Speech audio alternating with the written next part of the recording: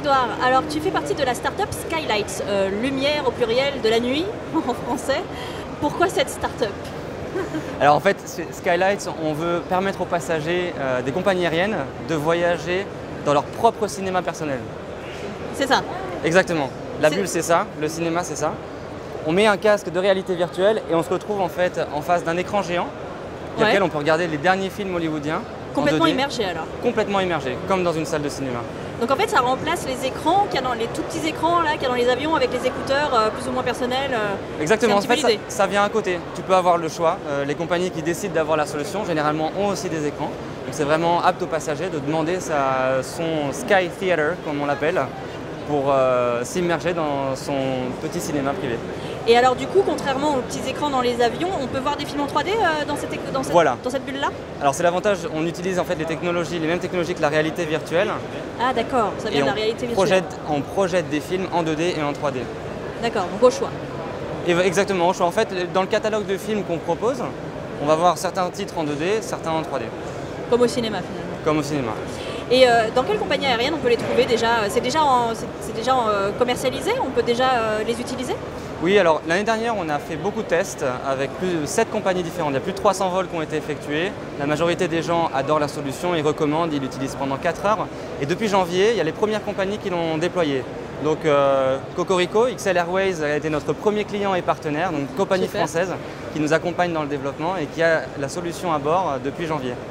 D'accord. Va suivre la SNCF à partir du mois de juillet. Donc là, mais c'est génial. On peut même les mettre dans le train, on peut penser à plein de cas d'usage différents.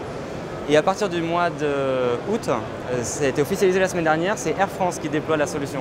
Félicitations. Sur une première ligne vers Saint-Martin. D'accord. Et est-ce que c'est un service payant? Par exemple, si moi je passe ma vie dans le TGV, si j'ai envie de voir un film en réalité virtuelle, avec ce genre d'engin, est-ce qu'il faut que je paye? Est-ce que c'est un service payant? Alors ça va vraiment dépendre de la compagnie. La SNCF par exemple. Nous, nos clients, c'est les compagnies aériennes, les opérateurs de train, plus tard peut-être les bus, les voitures de luxe, etc.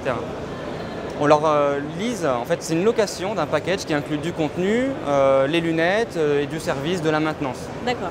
Et après, eux, soit ils sont sur un modèle plutôt low cost comme XL Airways, où ils vont avoir tendance à louer la solution. XL Airways loue aujourd'hui sur ses vols long courriers. Pour une quinzaine d'euros, on peut profiter des films que Skylight propose. Air France, ça va être un cas différent. Des compagnies vont vraiment l'utiliser pour améliorer l'expérience client et le distribuer gratuitement aux passagers. L'idée, en fait, c'est de démocratiser la réalité virtuelle. Aujourd'hui, il n'y a pas de vrai usage qui touche autant de personnes qu'un smartphone et des applications, par exemple. Oui, c'est vrai. Donc, nos clients, c'est les compagnies aériennes et il faut que ça soit le plus faible, à coût le plus faible possible pour les utilisateurs, donc gratuit ou une quinzaine d'euros. D'accord. Et est-ce qu'éventuellement, à l'avenir, on pourrait avoir ça chez soi, par exemple, au lieu d'avoir un écran, un mur immense pour projeter un film, est-ce qu'on pourrait avoir ce genre de casque pour regarder ces films? Oui, alors c'est la vision de Skylight. Aujourd'hui, nous sommes présents dans les compagnies aériennes, dans les trains. Demain, on trouvera un modèle qui permettra de distribuer à toi, à moi, on aura quelque chose pour mettre son propre contenu sur des lunettes et profiter de divertissements complètement premium et unique en voyage. On pourra regarder cette vidéo alors peut-être dans ce genre de casque? En complète immersion, exactement, pour se rappeler des bons moments qu'on a passés au Bourget. Est-ce que cette caméra filme en 3D? Non, personne ne veut voir ça, personne. Non, puis on me fait signe que non, en plus derrière la caméra, donc désolé, hein, voilà, c'est pas pour tout de suite. Du coup, toi, quel est ton parcours exactement? T'es ingénieur, t'es scientifique, quel est ton parcours? Comment t'es arrivé là? Alors moi, je suis plutôt commercial. Je suis passionné par l'aviation, par le cinéma et le divertissement. Et donc c'est ce qui m'a amené chez Skylight. Ah bah oui, c'est cohérent du coup. Mais l'histoire la plus belle à raconter, je pense que c'est celle des deux cofondateurs. C'est David et Florent. Oui. Donc David venait en fait du groupe Air France KLM. Il était directeur d'innovation. Et Florent est pilote aussi. Et Florent, un passionné de nouvelles technologies, dont de réalité virtuelle, qui avait conçu le premier device, le premier appareil, les premières lunettes autonomes en fait, qui permettaient de voir des films en 3D. Ah ouais. Et donc la rencontre des deux a fait émerger une idée, se disant où est-ce qu'on pourrait placer un tel appareil. Aujourd'hui, la réalité virtuelle c'est génial, mais on ne sait pas encore trop quoi en faire. Et donc ensemble, ils ont réfléchi.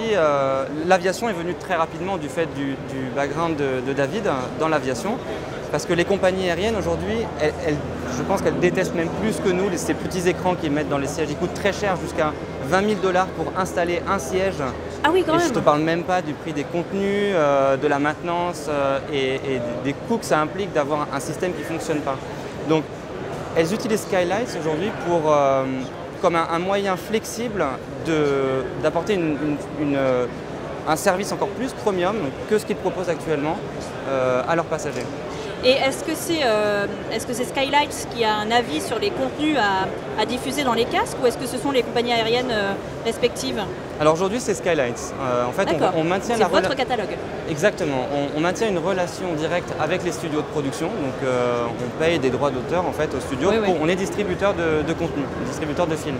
L'innovation c'est que c'est la première fois qu'on a du contenu 3D alors qu'on est en voyage, dans un avion, dans une voiture, dans un train. Mais c'est nous qui gérons la relation directe avec les studios. D'accord, et donc éventuellement travailler avec YouTubers du coup, si c'est vous qui décidez quel genre de contenu il y a dans les lunettes. Pourquoi pas, il y a quelques projets comme ça dans les tuyaux, donc c'est quelque chose qu'on va continuer à regarder.